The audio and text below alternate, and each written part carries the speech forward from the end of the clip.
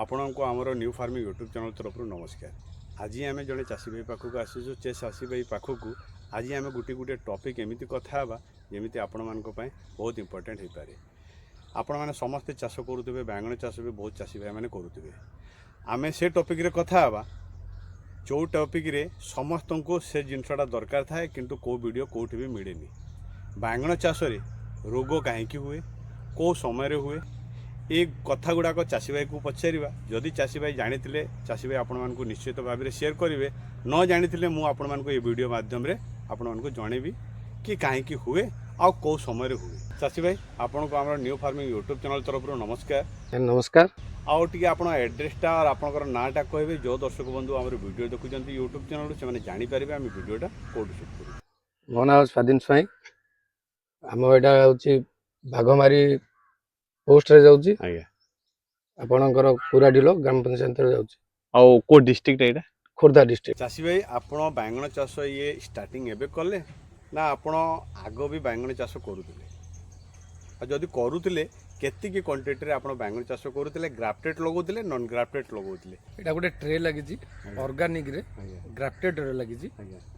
गोटे ट्रे लागिची 126 टा plant लगेची trial basic रेटा मु लगेची। आ पूर्व नॉन ग्राफ्टेड थिला। चाषी भाई आपण ये ग्राफ्टेड प्लांटा और औषधटा कहा ठारू आनले आउ जेते बेले भी प्लांट गुडा को आनले प्लांट रो क्वालिटी जेतले आपण पाखरे पहुंचला से समय को प्रकार थिला डैमेज हो जाइतला ना प्लांट लगेला पर प्लांट मरी गला? ए चारा दग मु ग्रीन स्टार वर्ल्ड नर्सरी आनिथिली। आज्ञा बसंत सारंग पाखरु। आज्ञा एटा 50 दिन रो जो 10 इंच पाखा पाखी हेतिला चारा एतले आनिथिली। अच्छा 126 टा चारा थिला 126 टा चारा पर्यंत बंची छी मोर। अच्छा जेते बेले आसिला से समय चारा रो क्वालिटी को प्रकार थिला चारा डैमेज हेतिला? ना ना डैमेज किछि नथिला किछि ना सब जाय निजे आनी के आस्थिली। अच्छा आपण निजे जेगिर प्लांट धरि के प्लांट निजे धरि के आस्थिली। मगिया को चेष्टा कलेनी कोथबे डैमेज होबो बेली के ग्यारंटी नेलेनी डैमेज रहइबो। आज्ञा आज्ञा ग्राफ्टेड छाड़ी जीवो सेति पई मु निजे जाय कि नै के आस्थिली। अच्छा जेते बेले आपण प्लांट लगेले से समय रे औषध गुडा को भी तो आनीथिबे? हां बसंत सारंटो मगा हेतला तांकोटारो सब टोटल जिंस टोटली ओणा छै तांकर ये रे चली छै पर्यंत। अच्छा तो बसंत सर विषय आपण कहंतु कि बसंत सर लोकोटा केमिति फ्रॉड लोकोटा ठक लोकोटा ना जोटा कहउचंती से जिंसटा करू नांती?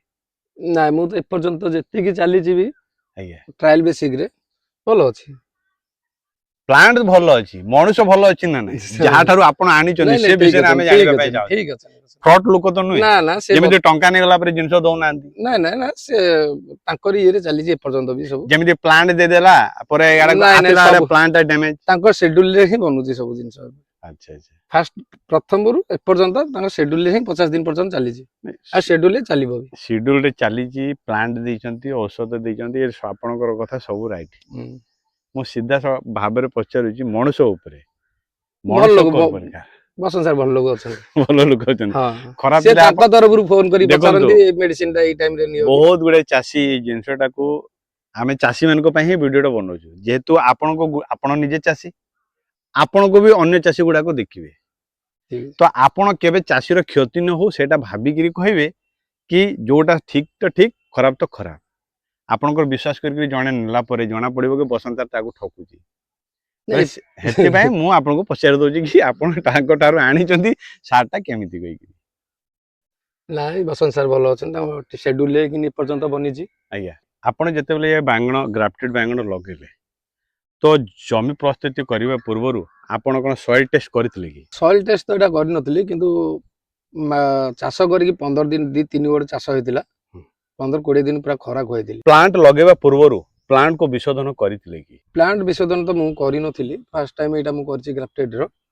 से जहा ग्राफ्टेड जहा से विशोधन करी से तांको तरफरु देथिले सेति के ही जा हिची और से रोग काहे के होतला को समय रे होतला से विषय रे जहा किछि आपण जानि चंती ठीक चासी भाई मन को कहिबे? से पर्यंत किछि आईडिया नै किछि आईडिया नै बैंगन चाष रे रोग काहे की हुए को समय रे हुए आ केबे हुए जेते बेले बैंगन गछ को देखिबे हठात गछटा मरि जो आपण माने जानिबे सेटा बैक्टीरिया माटी रे अधिक मात्रा रे हेइथिबा जोगु गछ गुडा को हठात मरि जाय सेटा सिर्फ माटी रे बैक्टीरिया जोगु ही हुए। एटा को मासे रे हुए एटा बेसी गरम और वर्षा मासे रे एटा देखा जाय माटी रे जेतेले बैक्टीरिया अधिक हेइ जाय तो चासी भाई मानकर भूल कौन हुए ସେହି ଜମିରେ ବାରମ୍ବାର ଚାଷ କରିବା ଯୋଗୁଁ ବି ଏ ବ୍ୟାକ୍ଟେରିଆ ଗୁଡ଼ାକ ହେଉଥିବ ଆଉ ତାଙ୍କର ପ୍ଲାଣ୍ଟ ଗୁଡ଼ାକ ଡ୍ୟାମେଜ୍ ହେଉଥିବ।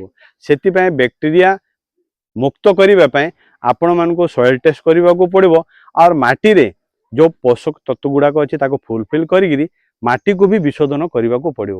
ତାହେଲେ ଯାଇକିରି ଏଥିରେ ଆପଣଙ୍କର ମାଟିରେ ବ୍ୟାକ୍ଟେରିଆ ସମସ୍ୟା ଦୂର ହେବ। ଆଉ ଯେତେବେଳେ ବି ଆପଣ ଚାରା ରୋପଣ କରୁଛନ୍ତି ସେତେବେଳେ ବି ଆପଣ ଚାରାକୁ ପ୍ଲାଣ୍ଟଟାକୁ ବିଶୋଧନ କରିକିରି ହିଁ ପ୍ଲାଣ୍ଟେସନ୍ କରିବେ, ବେଲେ ହିଁ ଆପଣ କେବେ ବି ପ୍ରୋବ୍ଲେମ୍ ଦେଖିବାକୁ ମିଳିବନି। ଚାଷୀ ଭାଇମାନେ ଆପଣମାନଙ୍କୁ ସଦାବେଳେ ଫଳବିନ୍ଧା ଆଉ କାଣ୍ଡବିନ୍ଧାର ରୋଗ ଦେଖିବାକୁ ମିଳିଥାଏ।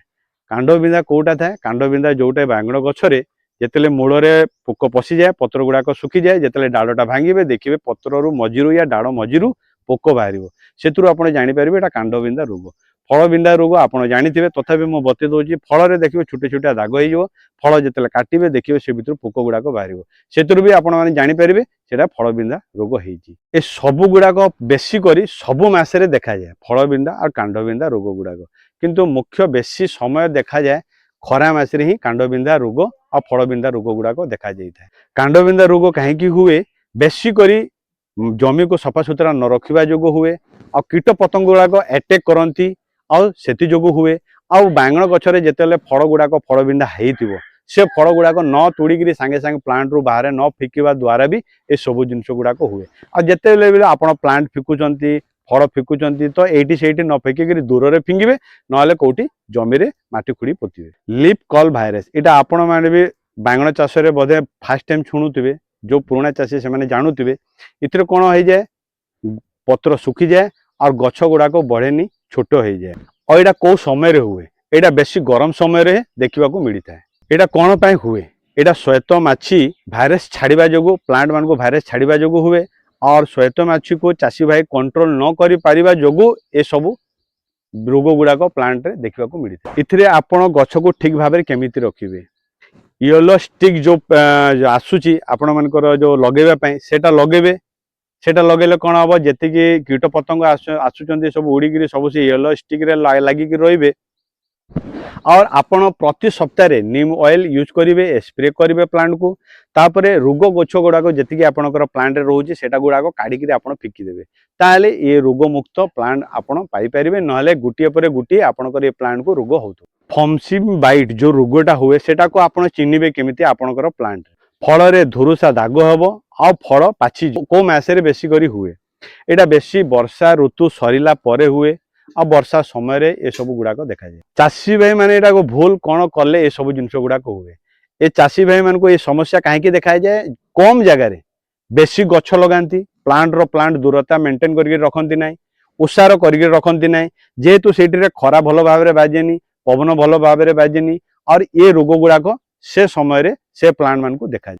आपड़ एटा को ठीक भाव में केमिति रखिबे? प्लांट दूरता मेंटेन करेंगे, तार उषार मेंटेन करेंगे, आउ जमी खरा और पवन बाजुव से प्रकार जदि रखिले आपण प्लांट भल भाव में रखिबे। बैंगन चाष रे चाषी सबुठारु बड़ भूल कौन करे? जमी रे पानी जमा होगा दिए, बेसी यूरिया गुड़ाक व्यवहार करती, केमिकल गुड़ाक व्यवहार करती। सही जमी रे बारंबार चाष करती, बैंगन चाष जमी सफा रखती ना, खराब फल गुड़ाक तोड़िकी फिकती ना, और जो रोग गछ गुड़ाक होता है से गछ को भी काढ़िकी फिकती ना। अधिक गछ लगाती कम जगार से भी प्रॉब्लम गुड़ाक हुए। और जिते बड़े भी औषध गुड़ाक दौरान स्प्रे गुड़ाक कर ठीक समय स्प्रे गुड़ाक न करें भी ये सब प्रॉब्लम गुड़ाक देखा जाए। ये भूल गुड़ाक चाषी भाई मैंने करते। भल बैंगन चाष करने बहुत जरूरी कथा। भल भाव में बेड बनातु, हाइट करके रखु, पानी जीवाई सुविधा करूँ वर्षा समय।